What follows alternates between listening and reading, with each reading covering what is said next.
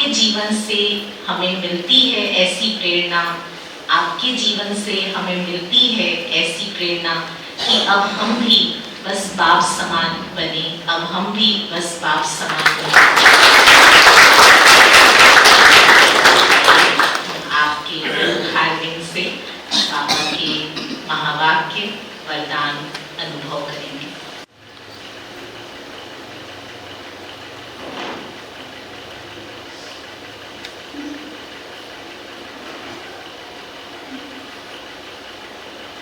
ओम शांति, ओम शांति, ओम शांति, ओम शांति, ओम शांति। ओम शांति। बाबा ने हम सब आत्माओं को इस संगम युग के समय ये श्रेष्ठ ब्राह्मण जीवन दिया है और बाबा कहते हैं बच्चे ये ब्राह्मण जीवन पूरे कल के हिसाब से भी सर्वश्रेष्ठ जीवन है, देवताओं से भी श्रेष्ठ ये हमारा ब्राह्मण जीवन है। क्योंकि इस ब्राह्मण जीवन में हमको ऐसी प्राप्तियां प्राप्त होती है जो पूरे कल्प में कभी भी नहीं। चाहे हम देव आत्मा के रूप में रहते हैं, चाहे पूजनीय रूप में रहते हैं, लेकिन उससे भी श्रेष्ठ ये हमारा ब्राह्मण जीवन है। क्यों? क्योंकि इस समय स्वयं भगवान हमारा साथी है, स्वयं परमात्मा की प्राप्ति इस ब्राह्मण जीवन में हमें प्राप्त होती है। और बाबा कहते हैं कि परमात्मा की प्राप्ति होना माना सर्व खजानों की चाबी मिल जाना।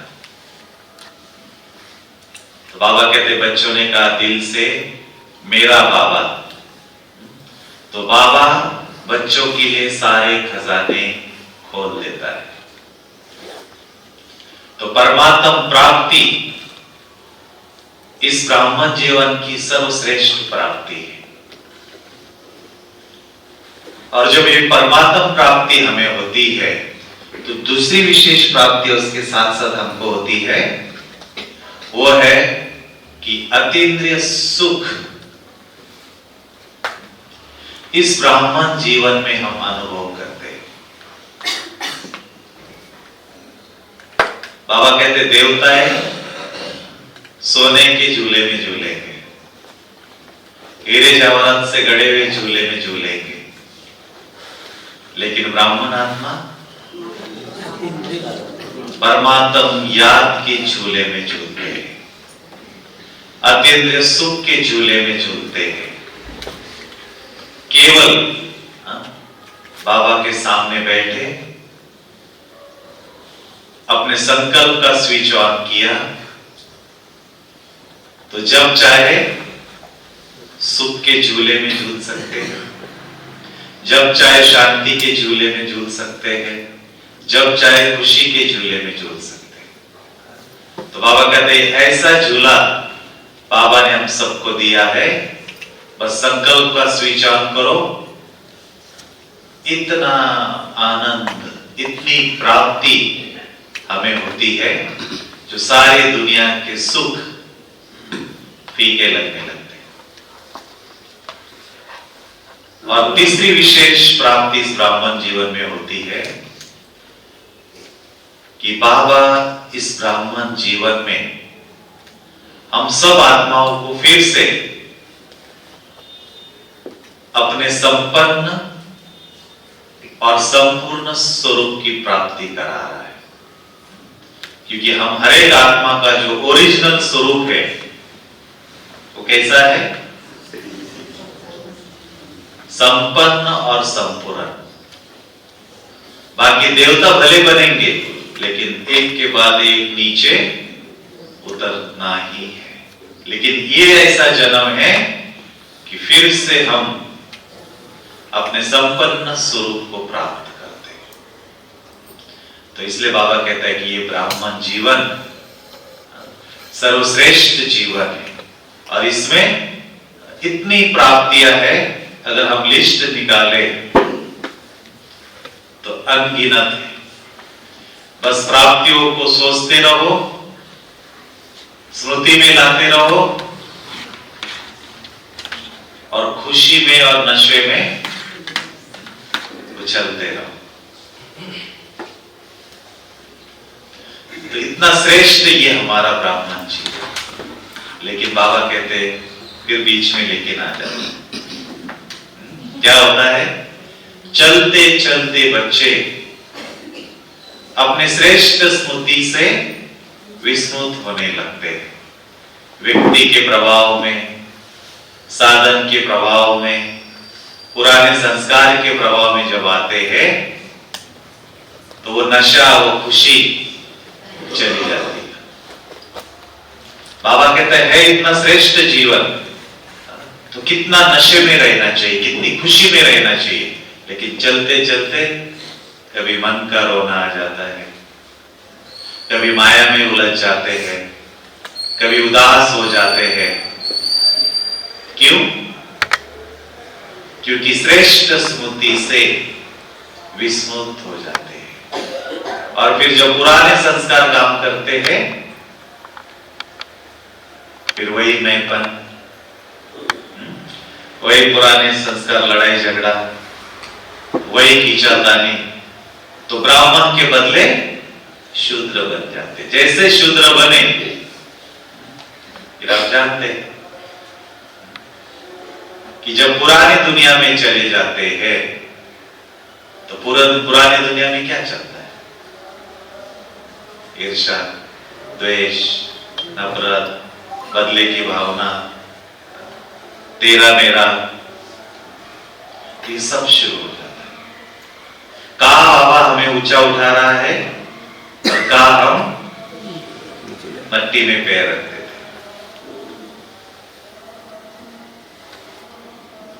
बाबा कहते बच्चे ये जीवन तो मौज का जीवन है, सदा खुशी में रहने का जीवन है, सदा अतीन्द्रिय सुख में झूलने का जीवन है। लेकिन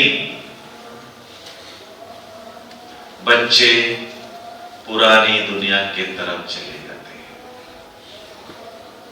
है शांति के सागर के बच्चे, लेकिन बीच बीच में क्या होता है? अशांत हो जाता है। है सुख के सागर के बच्चे, लेकिन दुख हो जाते हैं, दुखी हो जाते हैं।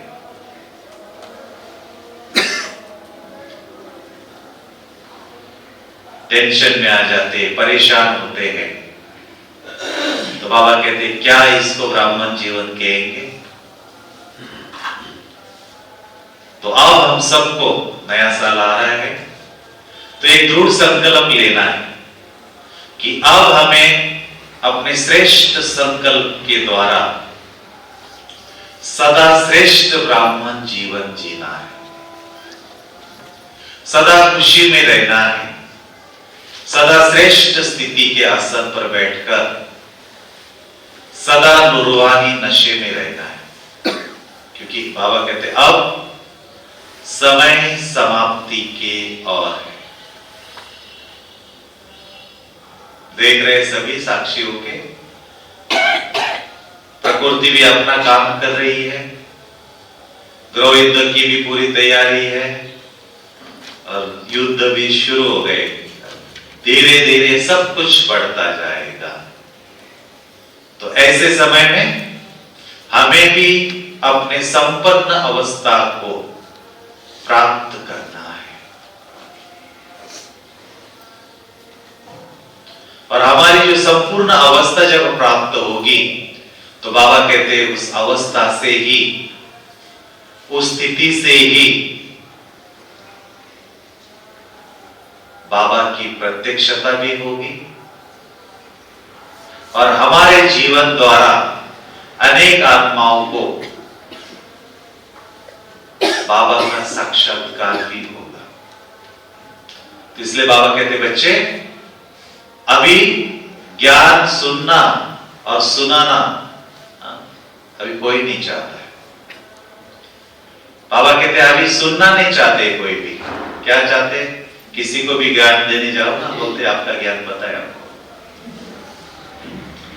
सोशल मीडिया द्वारा, टीवी द्वारा सबके पास बाबा का संदेश पहुंच गया है, ज्ञान सबके पास पहुंच गई। लेकिन बाबा कहते अब आत्माएं क्या चाहती है? प्रैक्टिकल हमारे जीवन को देखना चाहती है कि योगी जीवन कैसा होता है।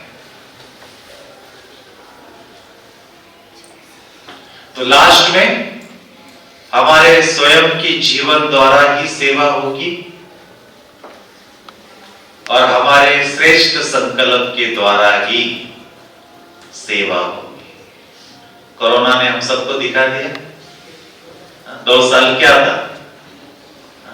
ना कोई प्रदर्शनी कर सकते थे, ना कोई प्रोग्राम कर सकते थे, ना कोई फंक्शन कर सकते थे, घर में बैठ गए और ऑनलाइन द्वारा ही सेवा हुई। लेकिन बाबा ने कहा लास्ट में वो भी साधन खत्म होने वाले हैं। तो उस समय केवल आपका श्रेष्ठ चेहरा, आपकी चलन, उसके द्वारा लोगों को साक्षात्कार होगा और एक स्थान पर बैठकर अपने संकल्प शक्ति द्वारा हम सभी आत्माओं को दाना दाना दे सकेंगे। लेकिन वो दोनों सेवा कौन कर सकेगा? जिसने अपनी अवस्था को संपन्न बनाया है, श्रेष्ठ बनाया है और जो बाबा का ज्ञान है वो प्रैक्टिकल अपने जीवन में उतारा है।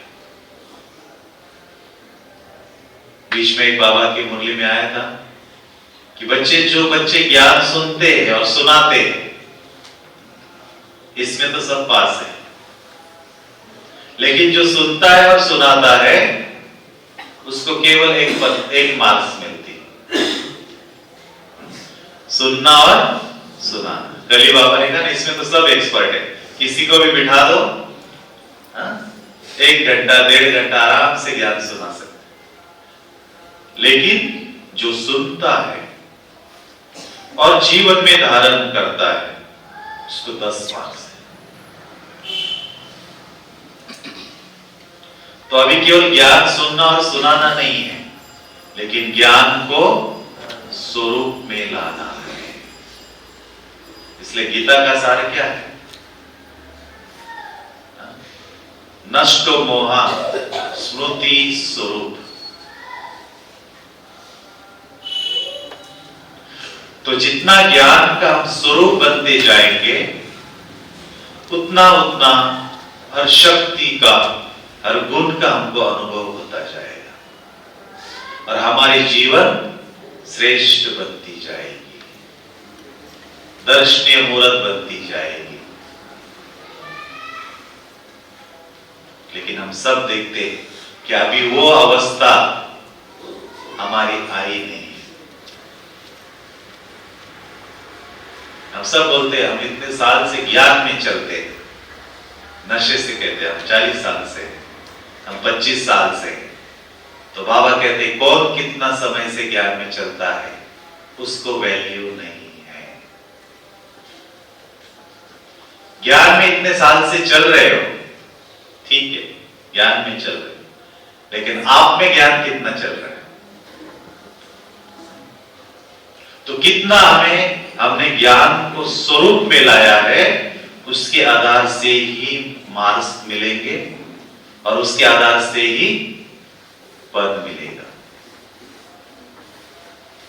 तो अब हमें इस नए साल के लिए और विशेष अव्यक्त मास के लिए 5 ऐसे पुरुषार्थ करने हैं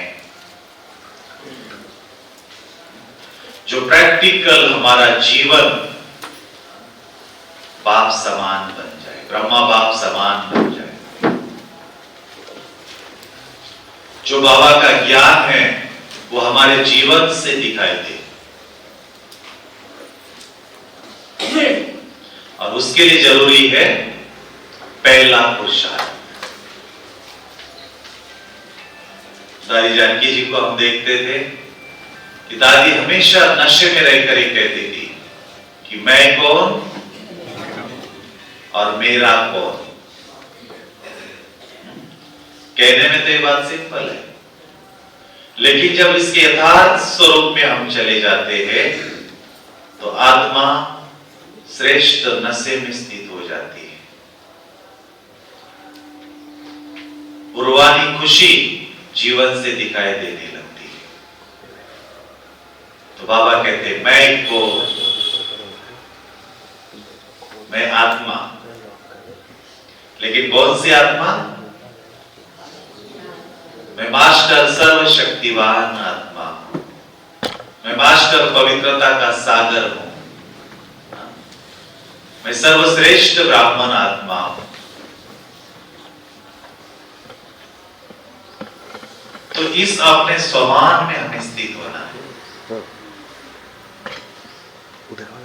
और बाबा कहते बच्चे कई बार योग में बैठते हैं, संकल्प भी करते हैं, वे मास्टर सर्वशक्तिवान हूं, मैं मास्टर ज्ञान सूर्य हूं, लेकिन जो स्मृति है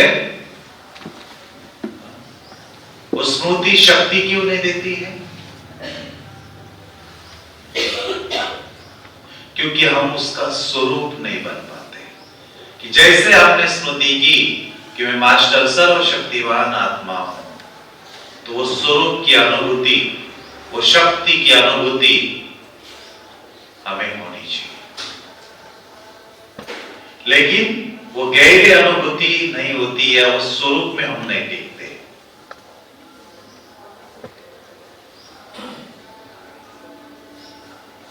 और इसीलिए शक्ति नहीं आती।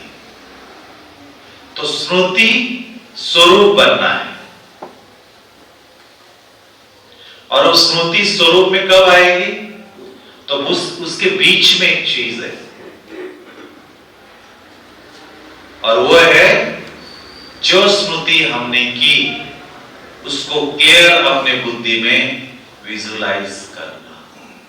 अपने जैसे कहा मैं मास्टर सर्वशक्तिवान आत्मा हूं, तो अपने दिव्य बुद्धि द्वारा, ज्ञान के समझ द्वारा हमें अपने बुद्धि में उसका विजुलाइजेशन करना है कि कैसे मैं सर्वशक्तियों से संपन्न ब्राह्मण आत्मा हूं। अपने दिव्य स्वरूप को देखो, अपनी आत्मा को शक्ति की अनुभूति करो कि ऐसी मैं सर्वशक्तियों से संपन्न ब्राह्मण। तो जितना जितना हम विजुलाइज करेंगे उसको, और वो विजुलाइजेशन जितना क्लियर होगा हमारे सामने कि ऐसी मैं मास्टर सर्वशक्तिवान आत्मा, तो जितना विजुलाइजेशन क्लियर उतनी उस शक्ति की अनुभूति होगी, उस स्वरूप में हम लंबा समय तक टिकेंगे।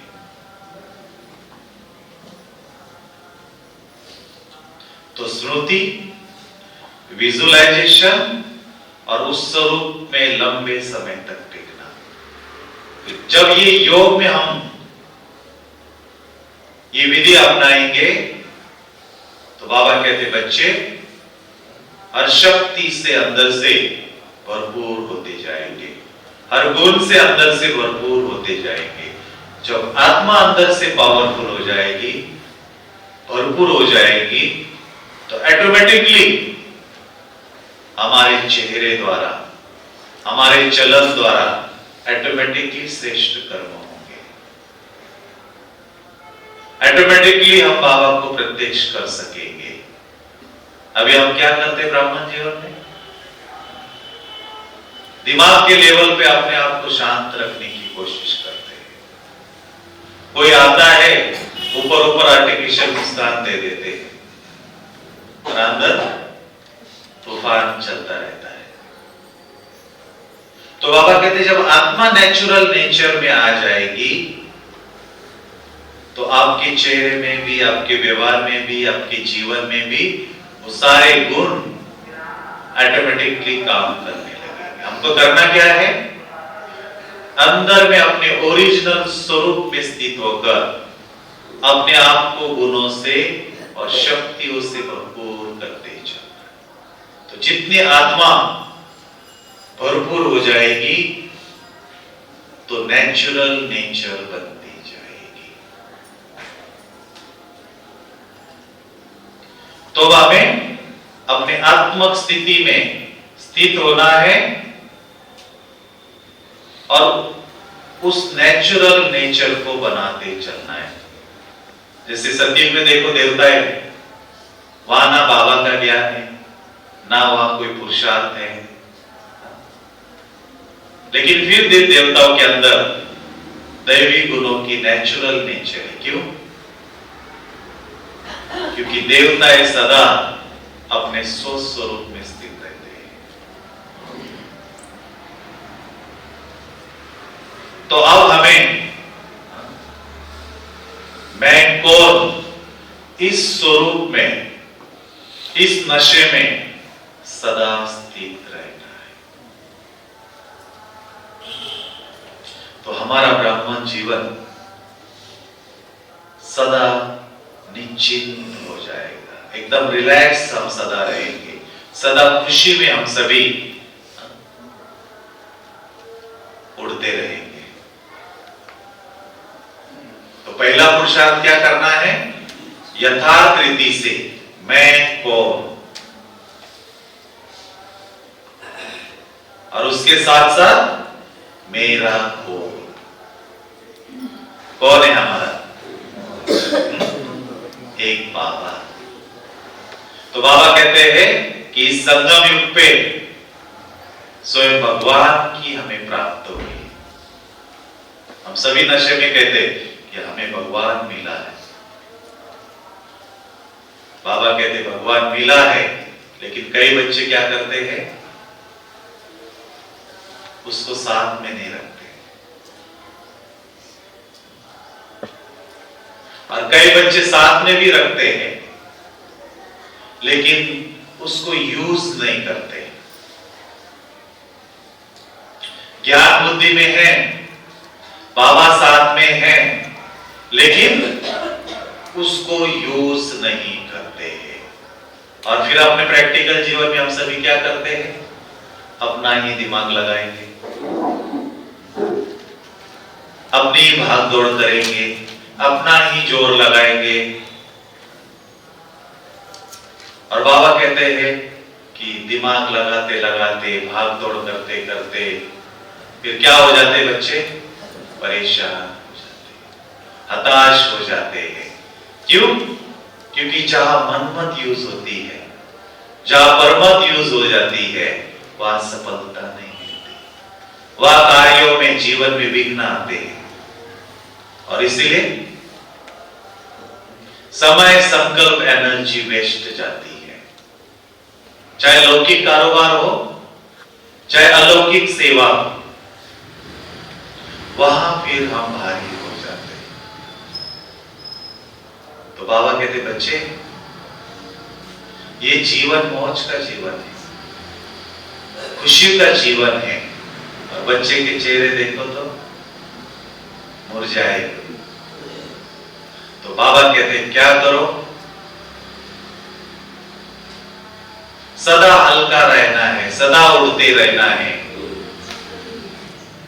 तो बाबा को यूज करो।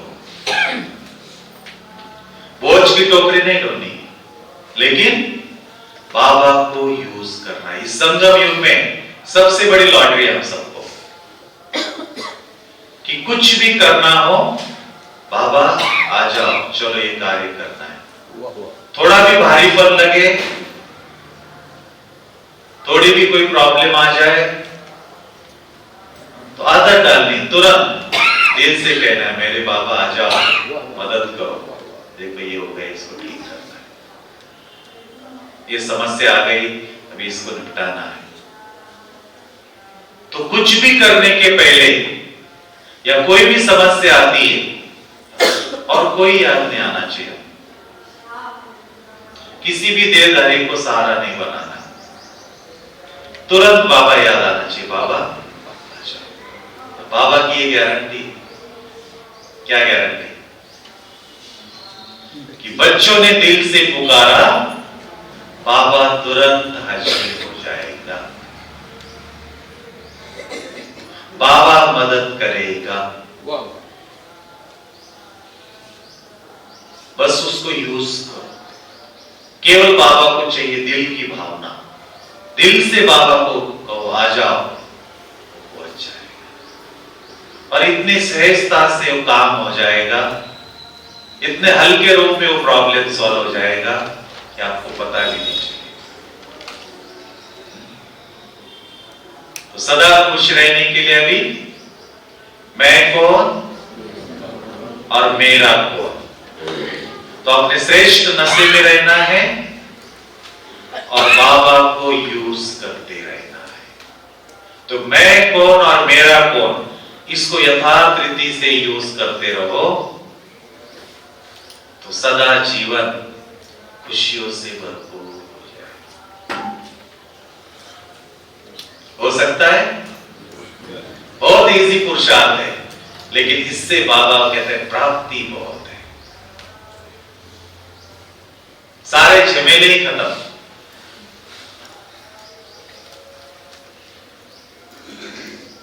दूसरी पुरुषार्थ कि बाबा ने कहा जैसे जैसे समय नजदीक आता जा रहा है, हर एक के पुराने संस्कार उछल आ रहे हैं, हिसाब किताब फास्ट गति से चुप्त हो रहा है और दुनिया में व्यर्थ और निगेटिव की वाइब्रेशंस बढ़ते जा रहे हैं। लोगों की अपेक्षाएं, इच्छाएं बढ़ती जा रही है, तो उस कारण दुनिया में धीरे धीरे चिंताएं, टेंशन, डिप्रेशन बढ़ता जा रहा है, मन भारी होता जा रहा है। तो इसीलिए हर एक आत्मा, बहुत कुछ है उसके पास, फिर भी दुखी है, फिर भी भारी है, फिर भी डिप्रेशन में जा रहे हैं। और जैसे जैसे समय नजदीक आएगा ये बातें बढ़ती जाएगी, क्योंकि जितना दुनिया में नेगेटिव बढ़ती जा रही है उतनी ये बातें बढ़ती जा रही है। तो हमें क्या करना है? इस मानसिक पेपर से बचने के लिए हमें अपने मन को व्यर्थ और नेगेटिव से परे रखना है और जो कुछ है उसको खाली करते रहना है। क्योंकि कोई भी बात मन में घर कर जाती है और बहुत ज्यादा समय तक वो मन में रहती है, तो चलते चलते चलते वो डिप्रेशन का रूप ले लेती है, वो चिंता का रूप ले लेती है और फिर वो हल्कापन, वो खुशी खत्म हो जाती है। क्या करेंगे सभी? सदा टेंशन मुक्त रहने के लिए, सदा हल्का रहने के लिए योग में एक विशेष अभ्यास करेंगे। कौन सा अभ्यास? कि जैसे आप योग पे बैठते हैं, अपने सोच स्वरूप में स्थित हो जाते हैं, उसके बाद रोज अपने आप से हमें बातें करनी है। सभी बातें करने में तो होशियार है ना, लेकिन वो दो लोग करते हैं। अभी यहां क्या करना है? योग में बैठने के बाद रोज अपने आप से बातें करनी है और वो ऐसी बातें करनी है जो हम खुद को समझा सके।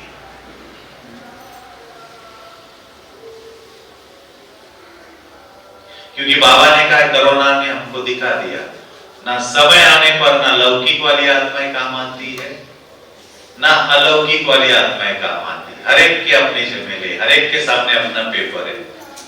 जब लास्ट समय आता जाएगा तो ना लौकिक वाले काम आएंगे, ना अलौकिक वाले काम आएंगे। और बाबा ने कहा, लास्ट में बाबा का पार्ट भी कौन सा है?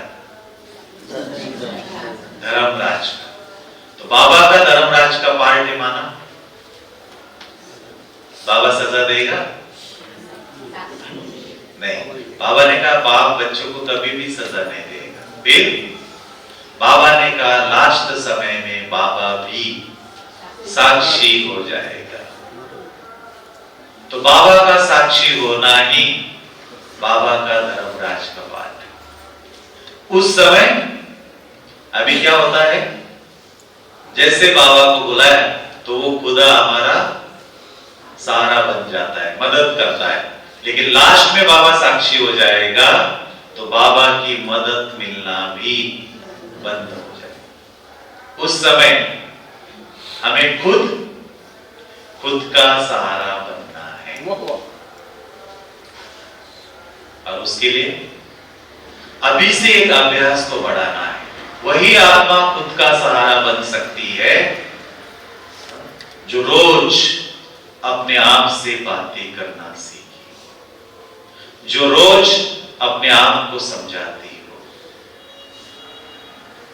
जैसे देखो, कोई परेशान होकर हमारे पास आता है, कोई प्रॉब्लम लेके हमारे पास आता है, कोई दुखी होकर हमारे पास आता है, तो हम मास्टर ज्ञान के सागर बन के क्या करते हैं?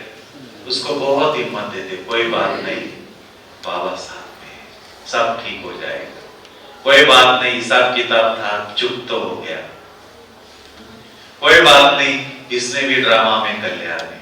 तो इसको इतना अच्छे पॉइंट सुनाते हैं, ज्ञान सुनाते हैं, जो उसको एकदम हल्का कर देते, उसको हिम्मत दे देते।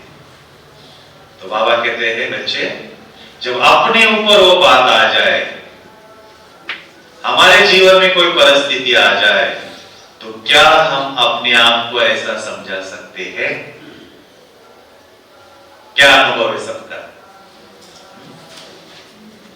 जब क्लास में बैठे तो सब नशे में, ज्ञान सुनाने में बहुत एक्सपर्ट है, लेकिन जब परिस्थिति आती है तो क्या हम अपने आप को मैनेज कर सकते हैं?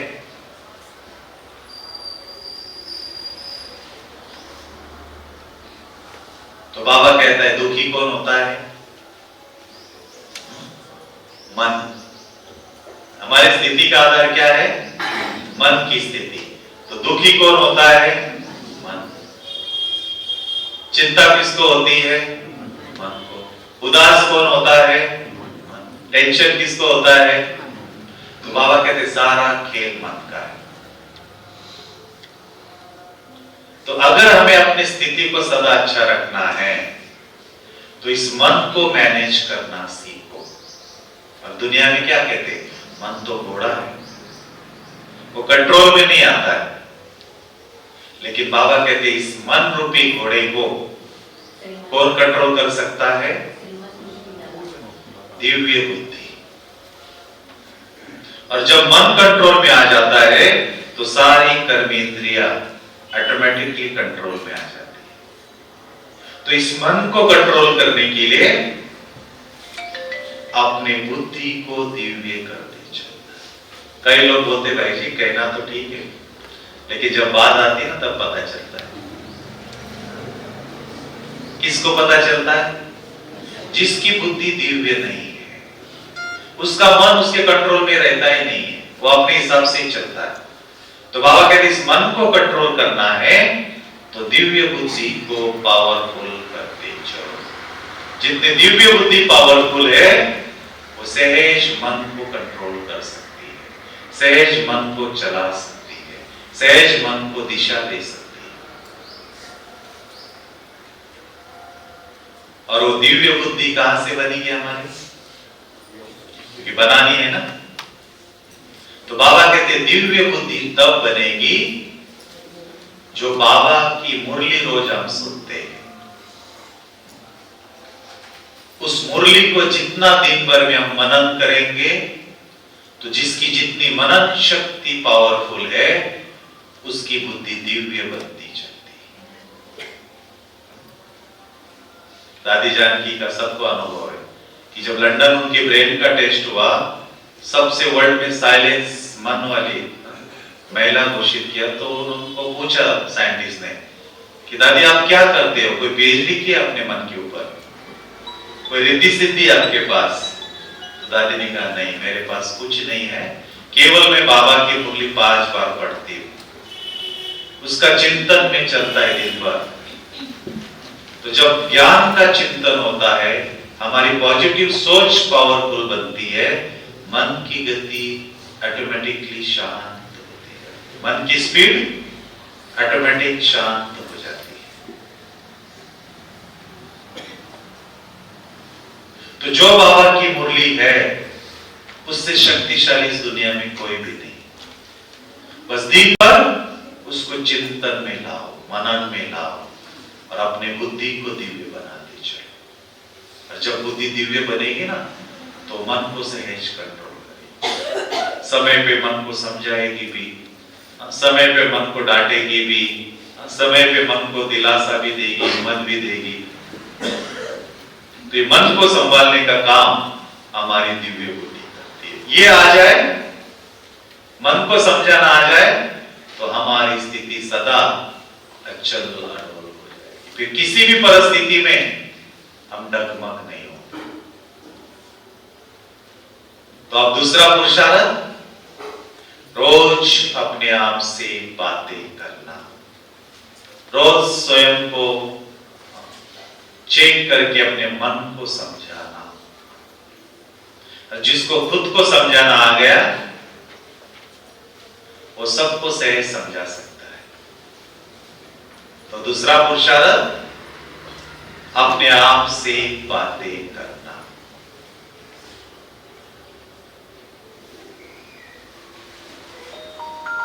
अब तीसरा पुरुषार्थ,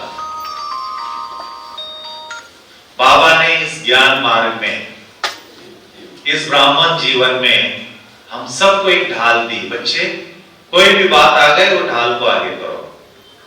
जैसे लड़ाई में ना कोई वार करता है ना, तो अपने बचाव के लिए क्या होता है? ढाल होती है।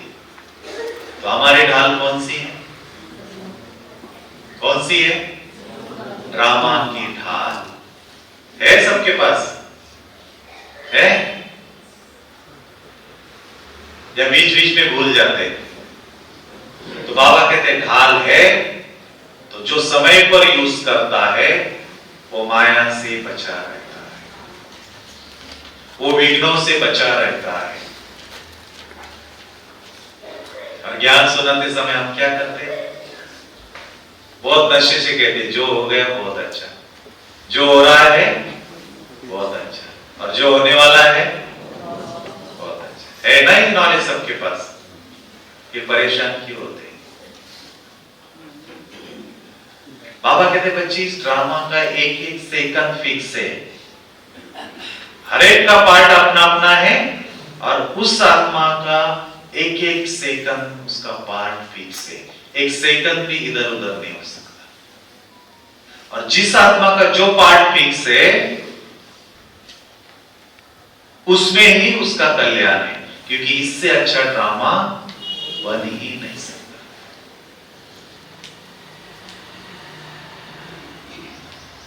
तो एक एक सेकंड फिक्स है, इससे अच्छा ड्रामा बन ही नहीं सकता है।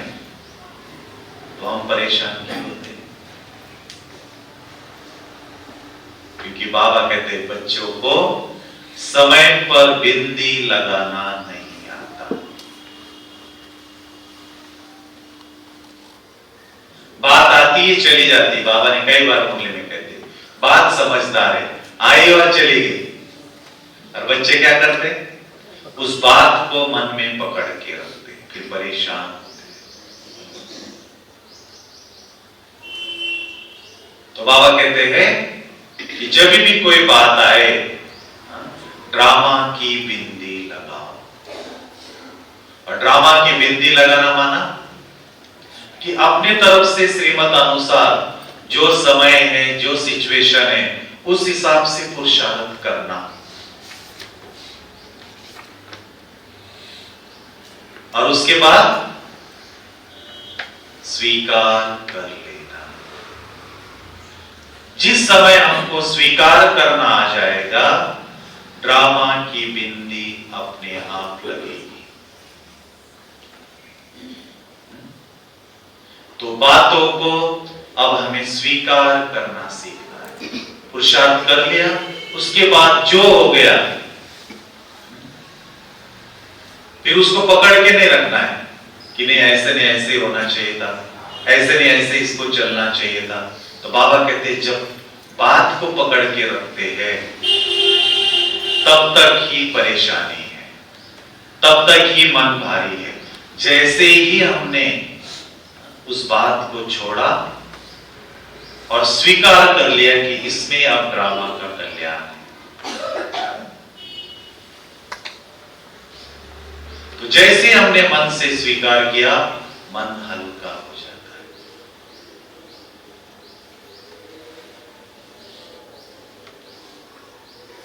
तो अब हम सबको इस नए साल में बातों को स्वीकार करना सीखना है।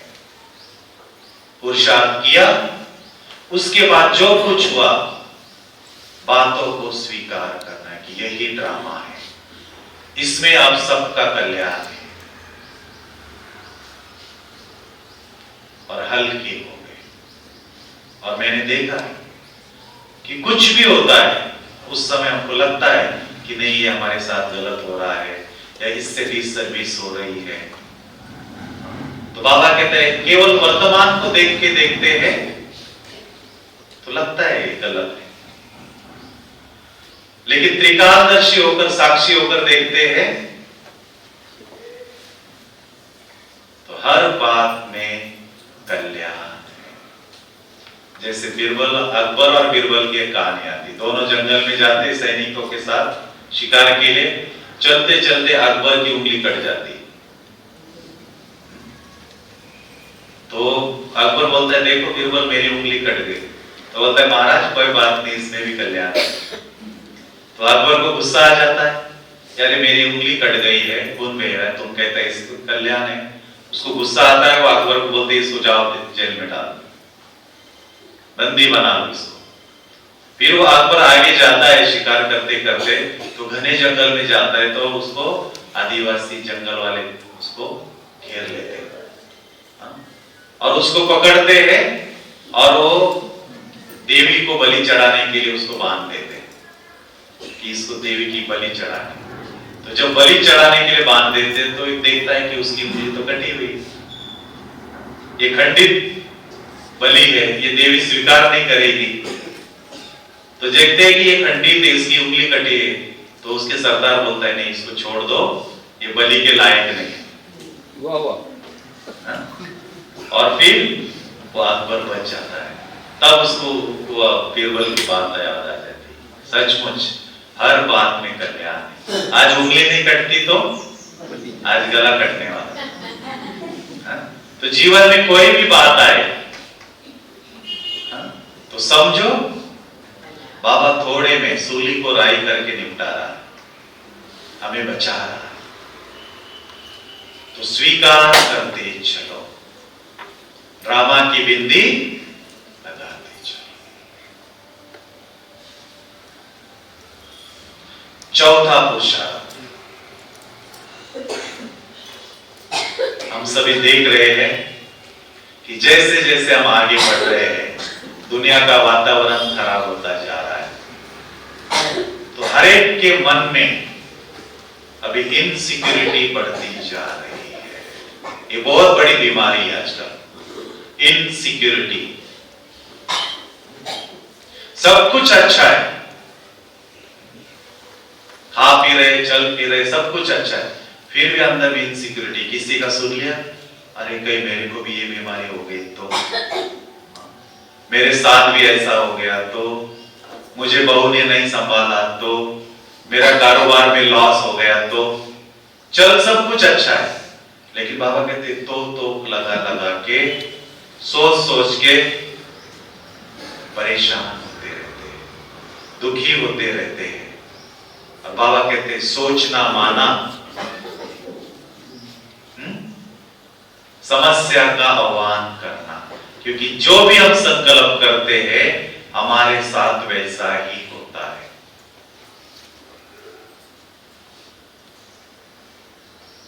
तो इसलिए अब हम सबको इस बात का बहुत ध्यान रखना है कि अब कभी भी निगेटिव संकल्प हम सबको अब नहीं करते हैं, क्योंकि बाबा ने कहा बच्चों के संकल्प बहुत पावरफुल है। जो आपने सोचा अब तुरंत वैसे हमारे साथ होने वाला है।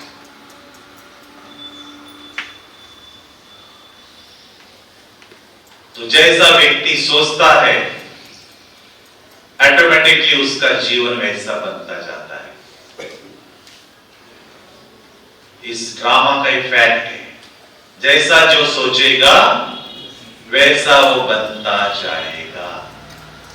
तो योग हमें क्या सिखाता है कि श्रेष्ठ संकल्प की रचना करनी है कि मैं आत्मा शक्तिशाली हूं, मेरा ये शरीर एकदम स्वस्थ और एक्टिव है। बाबा की शक्ति से इस शरीर के सारे टॉक्सिन्स निकल रहे हैं, सारे ब्लॉकेज खुल रहे हैं, मैं एकदम स्वस्थ हूं। रोज श्रेष्ठ संकल्प का प्रयोग करो, हमारा शरीर स्वस्थ होता जाएगा। मेरी बहू बहुत अच्छी है, मेरा बेटा बहुत अच्छा है, हमारा घर एकदम खुशियों से भरा हुआ है, सब मेरा बहुत ध्यान रख रहे हैं, मुझे रिस्पेक्ट दे रहे हैं। श्रेष्ठ संकल्प की रचना करते चलो, जैसा हम सोचेंगे वैसे ही आत्माएं हमारे साथ रिएक्ट करेगी, व्यवहार में आएगी। आप श्रेष्ठ संकल्प की रचना करो, मेरा कारोबार, मेरा बिजनेस बहुत अच्छा चल रहा है, निर्विघ्न चल रहा है, इससे बहुत कमाई हो रही है।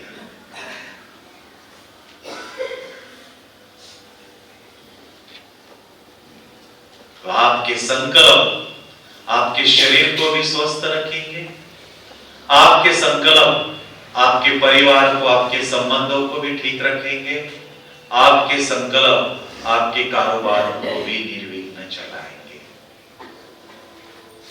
क्योंकि सारा खेल ही संकल्पों का है। और इसलिए बाबा कहते बच्चे, ना कोई आपका जीवन बिगाड़ सकता है, ना कोई आपका जीवन बना सकता है। आपके जीवन के निर्माता आप खुद। इसलिए जो मेरे भाग्य में है वो मुझे ही मिलना है। कहते ना, जो मेरे भाग्य में होगा वो कोई छीन नहीं सकता, और जो नहीं है वो कोई दे नहीं सकता। क्या कहना है? तो ये मंत्र को बुद्धि में पक्का रखो कि जो मेरे भाग्य में है ना वो मुझे मिलना ही है।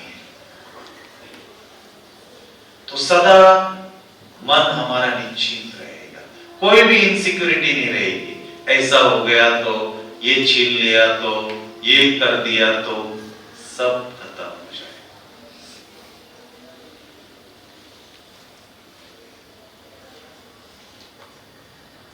तो हमारा भाग्य हमें आगे ले जाता है। तो बाबा कहते जो आपके भाग्य में है वो आपको ही मिलना है। तो सदा निश्चिंत रहना है।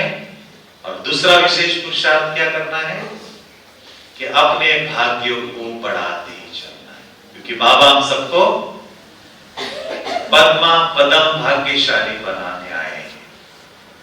और उसके लिए बाबा ने भाग्य की कलम हम बच्चों के हाथ में दी। बच्चे खुद का भाग्य जितना खींच सकते हो खींचो। ना बाबा ने अपने हाथ में रखी, ना दूसरे के हाथ में दी। नहीं तो हम क्या कहते, बाबा आपने उसका भाग्य इतना बनाया, मेरा तो इतना ही बनाया। बाबा इसने ऐसा किया, मेरे को आगे नहीं बढ़ना दिया। तो बाबा कहते किसी के हाथ में नहीं, खुद आपके हाथ में आपके भाग्य की कला, जितनी लंबी खींचना चाहो खींचते जाओ। और कौन सी कलम है वो भाग्य की? श्रेष्ठ कर्म। तो ईश्वरीय कार्य में जो हम अपना तन मन धन संबंध संपर्क जितना हम ईश्वरीय कार्य में आत्माओं के कल्याण में अपना तन मन धन समय संकल्प लगाते हैं, उतने हमारे कर्म श्रेष्ठ होते जाते हैं। बाबा कहते दुनिया में कोई धर्मशाला बनाता है, कोई हॉस्पिटल बनाता है, कोई मंदिर बनाता है, तो उसको एक जन्म में मिल जाता है। लेकिन जब ईश्वरीय कार्य में डायरेक्ट हमारा तन मन धन लगता है तो पदम गुना होकर मिलता है और 21 जन्म तक चलता है। इसलिए अब अपने भाग्य को बढ़ाते चलना है और जो मेरे भाग्य में है वो कोई भी नहीं छीन सकता, इस दृढ़ विश्वास के साथ सदा निश्चिंत रहना है। अनुमान संचय की बीमारी अब खत्म करनी है।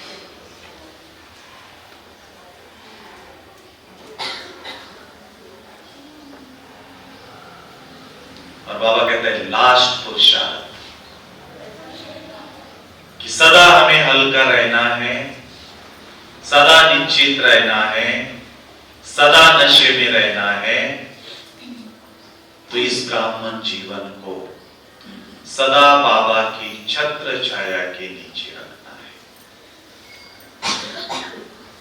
सदा बाबा की उंगली पकड़ के रखना है।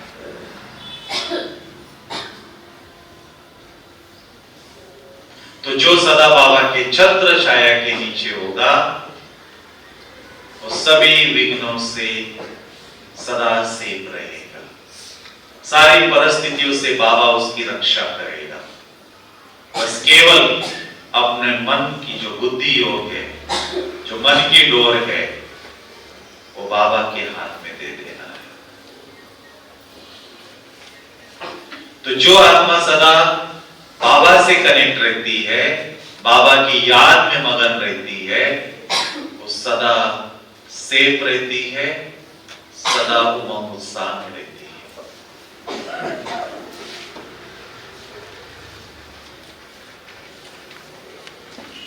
तो अब लास्ट का समय बढ़ता जा रहा है, तो हमें अभी रोज बाबा के इशारे अनुसार रोज बाबा से मिलन मनाना है, बाबा से शक्ति अपने अंदर भरनी है और अपने श्रेष्ठ स्थिति द्वारा सदा परिस्थितियों से ऊपर रहना है। क्योंकि बाबा ने पहले कहा, जैसे कोरोना में हम सबने देखा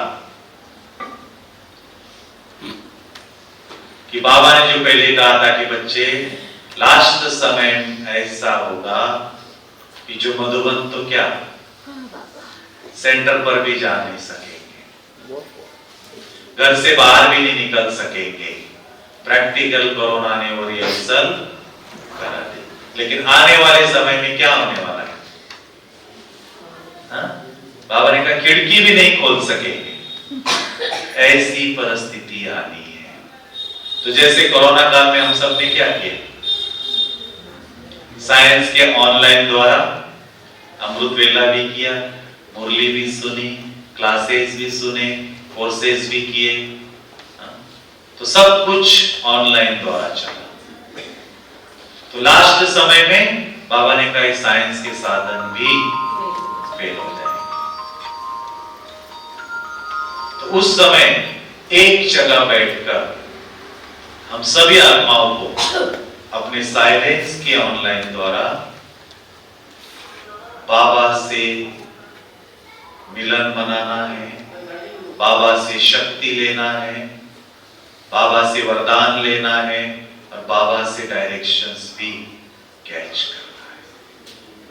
तो बाबा ने कहा जिसकी लास्ट समय में बुद्धि क्लीन और क्लियर होगी, जो आत्मा सदा बाबा के साथ कनेक्ट रहेगा, वो आत्मा भी सेफ रहेगी और वो स्थान भी सेफ रहेगा।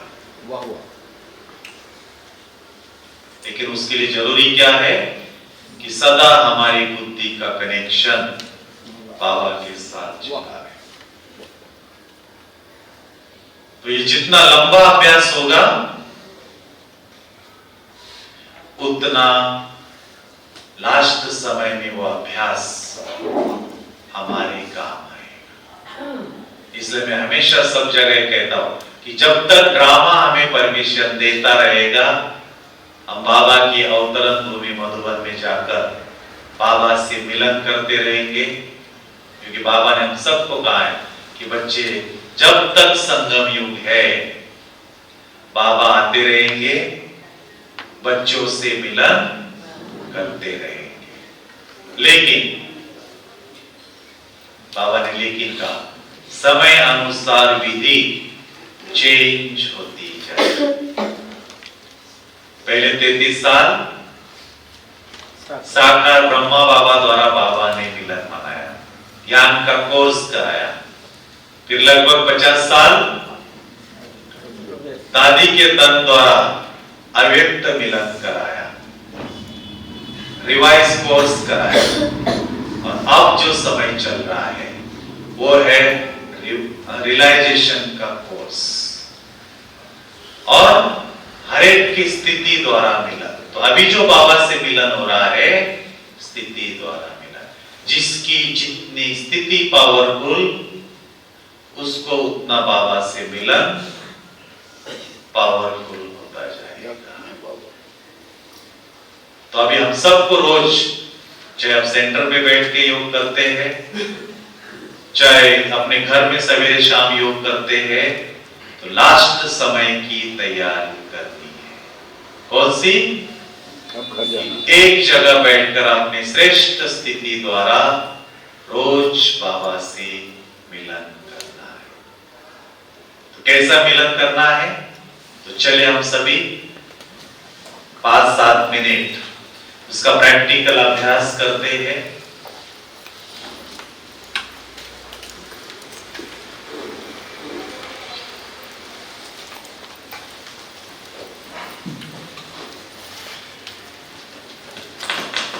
तो सभी 1 सेकंड में अपने मन और बुद्धि को चारों तरफ से हटाते हुए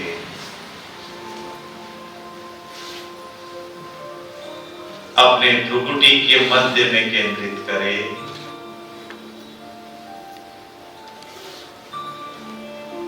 और देखिए अपने आप को कि मैं ज्योति बिंदु स्वरूप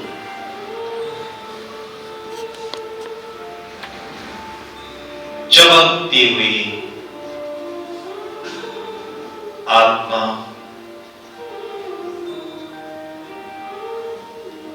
सभी अपने दिव्य बुद्धि द्वारा अपने आप को स्पष्ट रूप में अनुभव करें।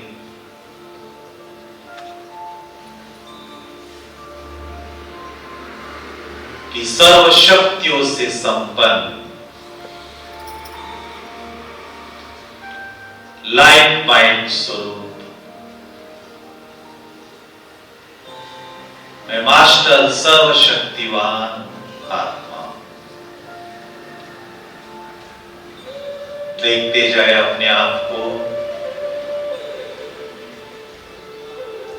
कि सर्व शक्तियों से संपन्न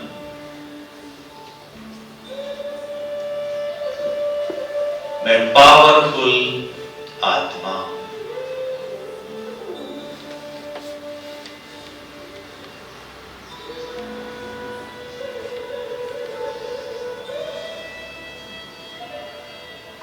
अब अपनी भ्रुकुटी में बैठे बैठे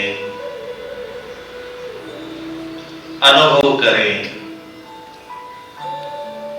मैं शक्ति स्वरूप आत्मा अपने इस पांच तत्व के शरीर में विराजमान हूं। देखिए अपने स्थूल शरीर को और अनुभव करें कि जैसा मेरा ये स्थूल शरीर है, ऐसे ही इसके अंदर एक लाइट का शरीर है।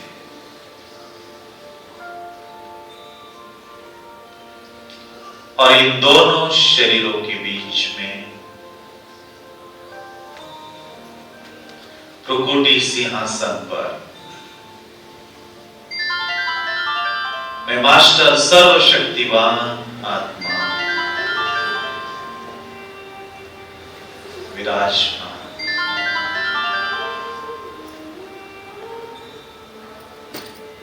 अब धीरे धीरे मैं आत्मा अपने सूक्ष्म शरीर को धारण करके शक्ति का फरिश्ता बनकर जा रही हूं प्रभु मिलन करने। तो सभी अपने फरिश्ते शरीर को धारण करके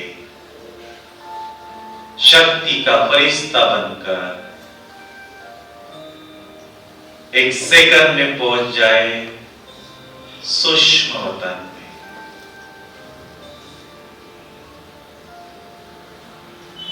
जहां चारों ओर सफेद ही सफेद लाइट है।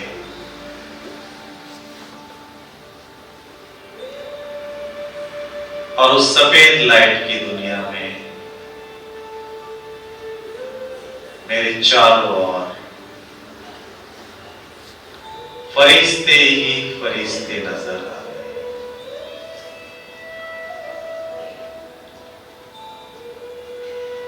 तो सभी अपने आप को फरिश्तों की दुनिया में अनुभव करें।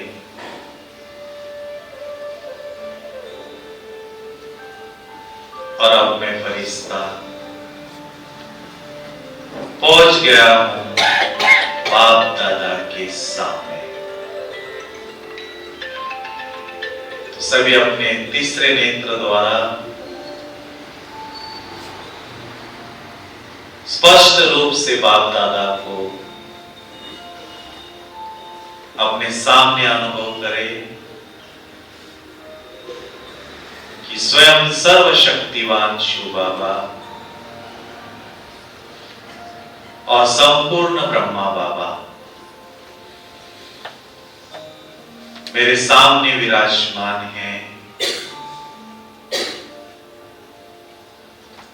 और मैं आत्मा बाबा के सामने। तो सभी फरिश्ता बनकर बाप दादा के सामने बैठ जाए और अनुभव करे कि स्वयं सर्वशक्तिवान शिव बाबा मुझे पावरफुल दृष्टि दे रहे हैं।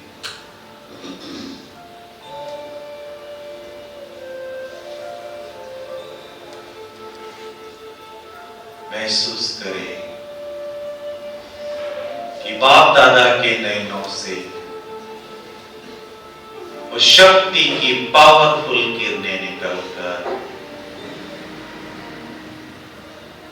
मुझ आत्मा में समाती जा रही।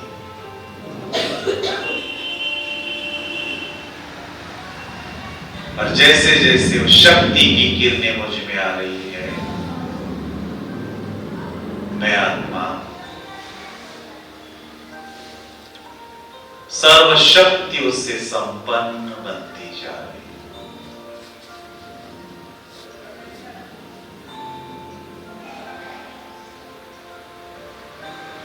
तो लेते रहे बाप दादा से दृष्टि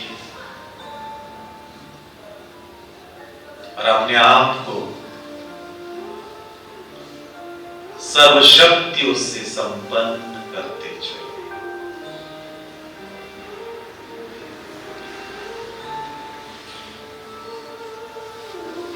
अब बाप दादा से दृष्टि लेकर सभी बैठ जाए बाप दादा के बाजू में।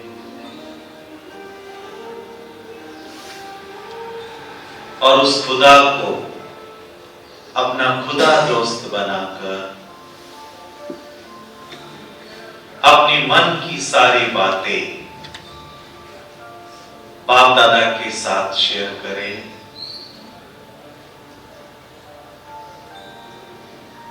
तो करे बाप दादा से बातें, जो कुछ सेवा के प्लान है, पुरुषार्थ के प्लान है, लौकिक कारोबार के प्लान है, सब कुछ बाप दादा को शेयर करते जाए और अनुभव करें कि जैसे जैसे मैं अपने मन की बातें बाबा को सुना रही हूं, बाबा भी मुझे रिस्पॉन्स कर रहे हैं। बाबा भी मुझे डायरेक्शंस दे रहे हैं।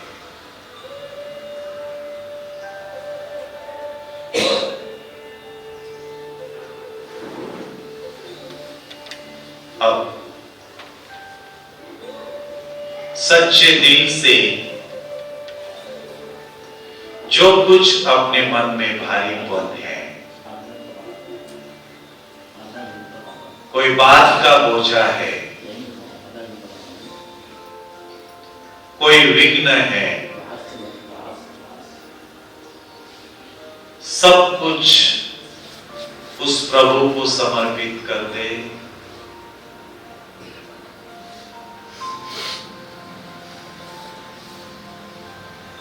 और महसूस करे कि मैंने अपना सारा बोझ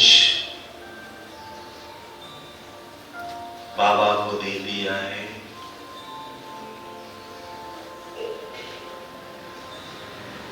स्वयं भगवान मेरे सारे बोझ हर रहा है।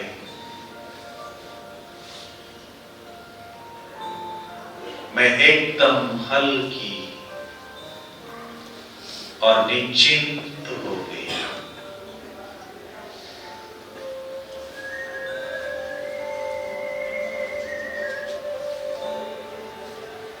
अब मेरे साथ जो कुछ होगा अच्छा ही अच्छा होगा। बाबा मेरे से अब बहुत सेवा कराने वाला है। तो सभी अपनी बुद्धि की डोर भी दे दे बाप दादा के हवाले और एकदम निश्चिंत होकर अब फिर से बाप दादा के सामने बैठ जाए।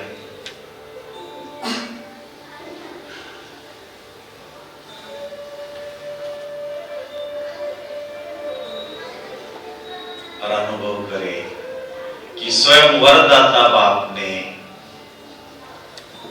अपना वरदानी हाथ मेरे सर के ऊपर रखा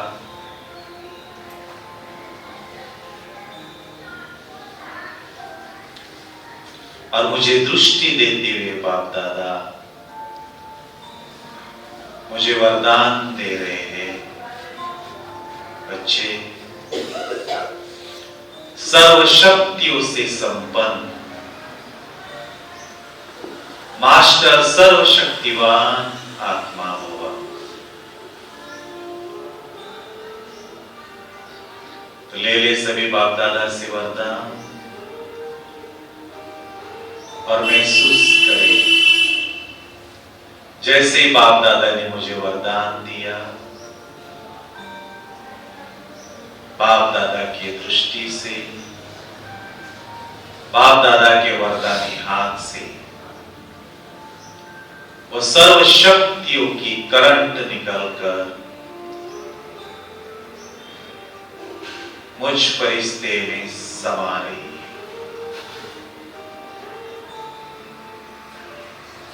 और बाप दादा के वरदान से मैं सर्वशक्तियों से संपन्न मास्टर सर्वशक्तिवान आत्मा बन गई। मैं बाप समान बन गई।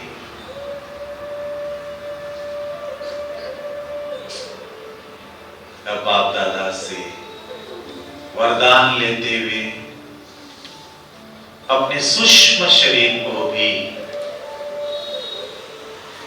सूक्ष्म वतन में छोड़कर केवल बिंदु बनकर पहुंच जाए परम धाम, लाल प्रकाश की दुनिया में, और अनुभव करें कि मैं आत्मा अपने परम धाम में पहुंच गई हूं, जहां चारों ओर सुनहरे लाल प्रकाश है।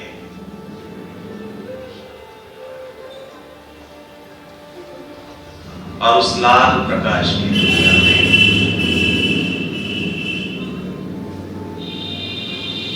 अब मैं आत्मा पहुंच गई हूं सर्वशक्तिवान शिव बाबा के पास। तो सभी देखे शिव बाबा को, बाबा भी बिंदी, मैं आत्मा भी बिंदी। तो बिंदु बनकर उस बिंदु को याद करते रहे।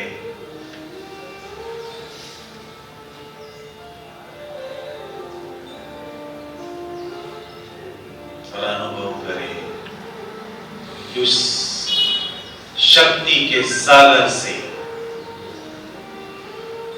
शक्ति की लहरें निकल रही है।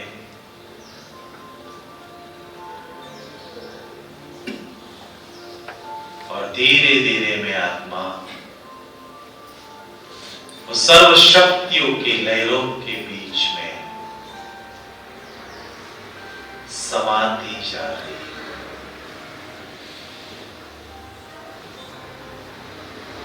पावरफुल शक्तियों की अनुभूति कर रही है।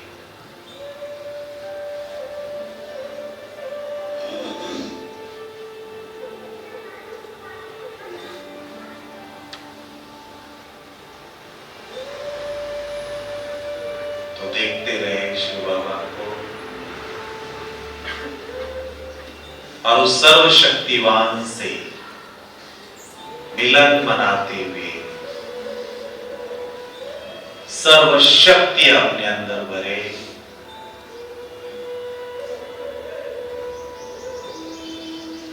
बस मैं और मेरा बाबा।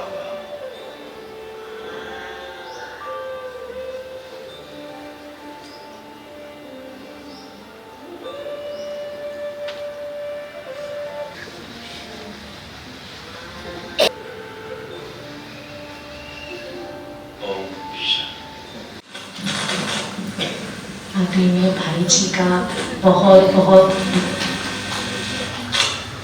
कि हम सभी को ज्ञान रत्नों से भरपूर करके माला माल कर दिया और व्यक्त मास के लिए हम सबके मन को तैयार कर दिया। तो एक बार फिर से बहुत बहुत धन्यवाद।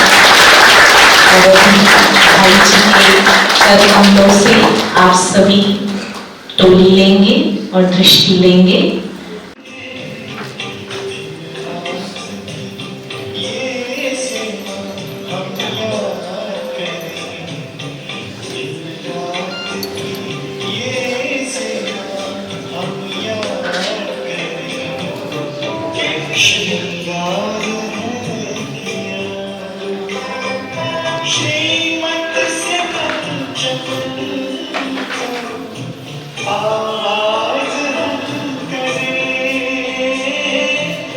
किन शब्दों में